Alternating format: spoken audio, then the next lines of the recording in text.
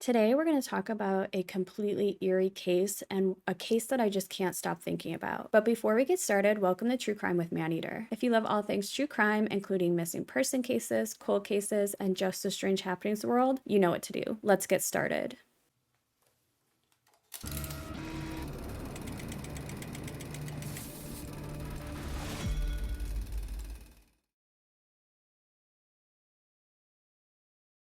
Laureen Rahn was born on April 3rd, 1966, in Manchester, New Hampshire. Her parents had divorced while she was an infant, and she was primarily brought up by her mother. Judith decided to move to Miami, Florida, when Laureen was about 4 years old, but 6 years later, the mother and daughter would return to Manchester. Laureen was often described as a happy and outgoing girl, and she was a good student who got along with her mother. She loved to sing and dance, and she wanted to be an actress. Laureen started to get in trouble. She spent a lot of time alone on the streets, and she talked often about running away. And when she began to drink and smoke marijuana, her aunt noted that she was an angel who hung around with the wrong people for a while.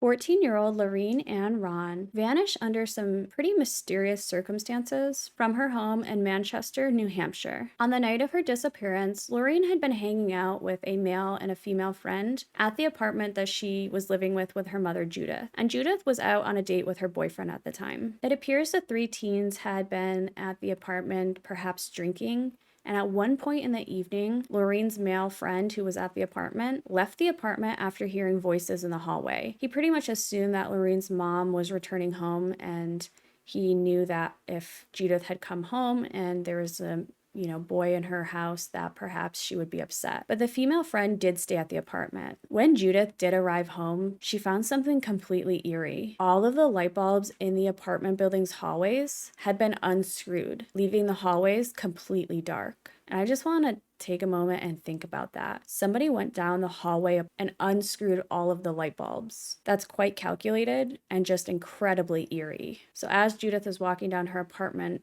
hallway, she just notices that it's completely dark. And I'm sure at this point she's thinking that's really, really strange. When Judith arrives to the apartment, she does what every parent would do in these circumstances. She goes to her daughter's room, sees that there's somebody sleeping in her bed who she presumed was her daughter, but she in fact discovered that it was Laureen's female friend who had slept in her bed. So Laureen's friend would say that Laureen came to bed, but eventually, decided to go sleep on the couch. So on that day, on April 26, 1980, Laureen had begged her mom basically to stay home. Her mother, Judith, was spending the evening attending an out-of-town tennis match to watch her boyfriend, who was a professional tennis player, compete. Laureen was on spring break at the time, and she usually did go to these matches with her mother, but this time she really wanted to stay home. It appears that Laureen had spent the day around the neighborhood and at a convenience store on the block, and several family members had stopped by the apartment during the day. So later in the evening, she did invite that male and female friend over, and they drank a 6-pack of beer and had a bottle of wine together. Laureen's friends would tell investigators that they saw her restocking wine coolers at the convenience store during the day, and they believe that's how she got the alcohol for that night. So flashback to that evening around 12:30 a.m., Laureen is sitting there with her male friend in the living room, and then they started hearing those voices in the apartment building hallways. So he would go through the apartment back door, of course, because he assumed that Judith was coming home, and he didn't want Laureen to get in trouble. The male friend stated that he did hear Laureen lock the door behind him as he left. And another neighbor did confirm hearing voices approach the apartment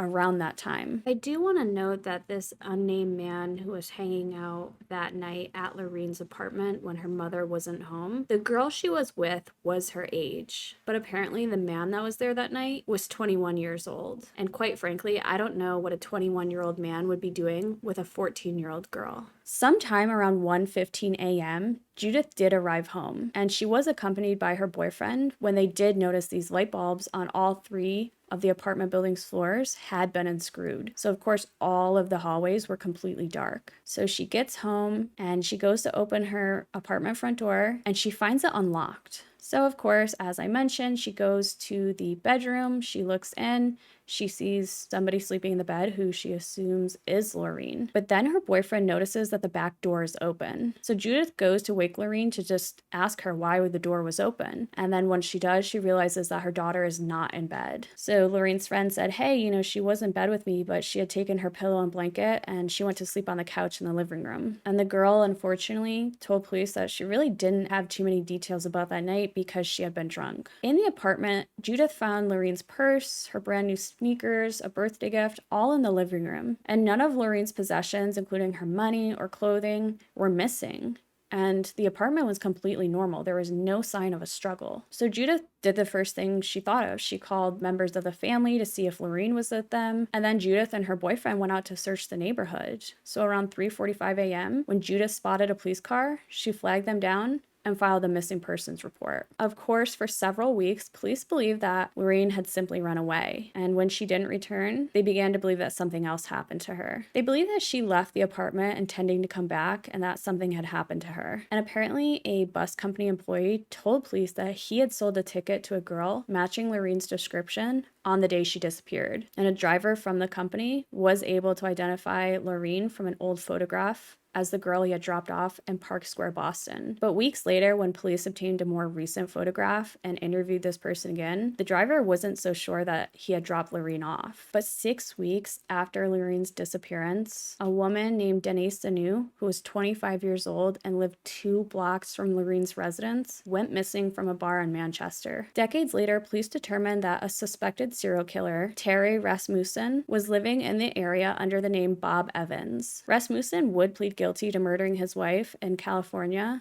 in 2003, and he died in 2010. But authorities do believe that Rasmussen had been involved in as many as 6 or more murders or disappearances, including Denise's, who just vanished and was never found. They also believe that he was part of the Bear Brook murders, and apparently that refers to 4 female murder victims found in Bear Brook State Park between the years 1985 and 2000. One of those victims was Rasmussen's biological daughter. And this case only gets more eerie. On October 1st, 1980, Judith found that she had been charged for 3 phone calls placed in California, and she didn't have any friends or relatives there, and she didn't believe her daughter Laureen had any ties to the area. 2 calls were placed from a motel in Santa Monica, and another from a motel in Santa Ana, the latter of which was made to a teen sexual assistance hotline. Detectives would speak to the physician who maintained the hotline, and this physician would deny having known about the call. But 5 years later, an investigator from the organization Wings for Children called this physician, and apparently he changed his story. He would state that many young women and runaways would visit his wife at their home,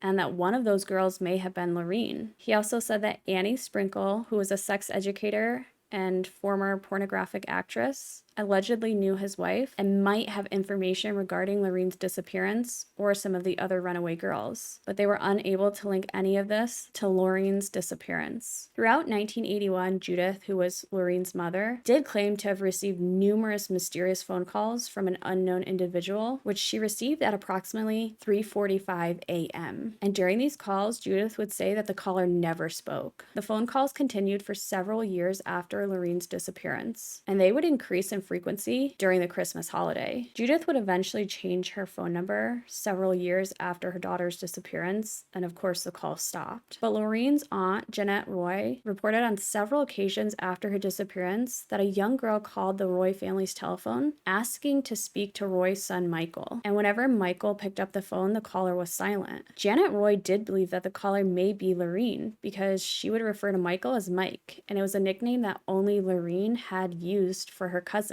I do find these phone calls interesting, and it's not necessarily because I believe Laureen was the one making these calls, but perhaps somebody that had quite a bit of personal knowledge about her. Maybe a close friend who knew that Laureen called her cousin Mike instead of Michael. Somebody that would continue to call Laureen's mom to make it seem like Laureen was still alive. But of course, we can't say for certain that it wasn't Laureen. So back in October 1980, I mentioned the motels where calls were coming in. One of those motels had been used as a filming location by a child pornographer known as Dr. Z, but nobody was able to link Dr. Z to that hotline. And that same year, a childhood friend of Laureen's named Roger received a phone call from a woman who claimed to be Lori or Laureen. Roger's mother answered the phone call and stated that the woman claimed to have been her son's former girlfriend. And it turns out that Roger had dated Laureen when the two were about 12 years old. In the late 1980s, Laureen's mother, Judith, did remarry and she moved to Florida. She did say that she believes her daughter placed those phone calls from California in October of 1980. That unnamed friend, the male who had been drinking with Laureen the night she disappeared, committed suicide in 1985, but apparently law enforcement never considered him a suspect in her disappearance. Investigators do believe that foul play is involved. So that hotline for teens who basically had questions about sex, and the doctor who ran the hotline and his wife who runaway girls came to, and they really didn't have a lot of information about these two. This man did state that one of the young women may have been Laureen, and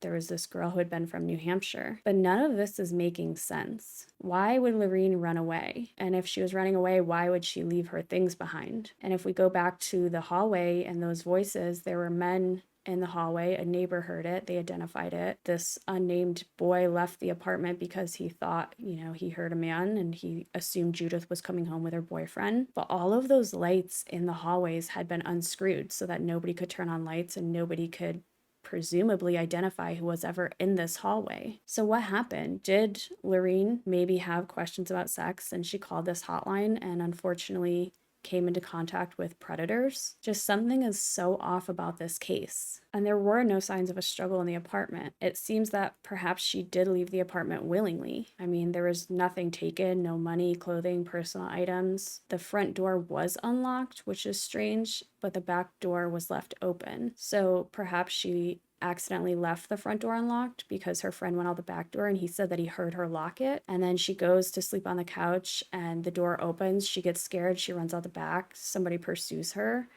and she's kidnapped. I, of course, don't want to make any assumptions here, but I'm really concerned that a 21-year-old man was hanging out with a 14-year-old girl, and he was there on the night that she simply vanished and was never seen or heard from again. I mentioned that I really believe those phone calls that were supposedly made to family and friends were made by somebody who had personal knowledge of Laureen. I don't really believe Laureen made them, but someone may have had that personal knowledge and asked, a girlfriend or a sister or a friend to make those calls. I also don't know why he wasn't considered a suspect. He was technically at what we could assume was an abduction site or a crime scene. So why wasn't he a suspect? And why wasn't he questioned more? And what ultimately led to his suicide? Again, I'm not saying that he had something to do with Laureen's disappearance, but I don't think that lead was really followed through thoroughly. I'd love to know your thoughts on this case. What happened to Laureen? That's it for today, guys. If you like this video or any other video on my channel, be sure to subscribe and turn on alerts so you never miss a video upload. I'll be back next week with another video, and I'll see you then.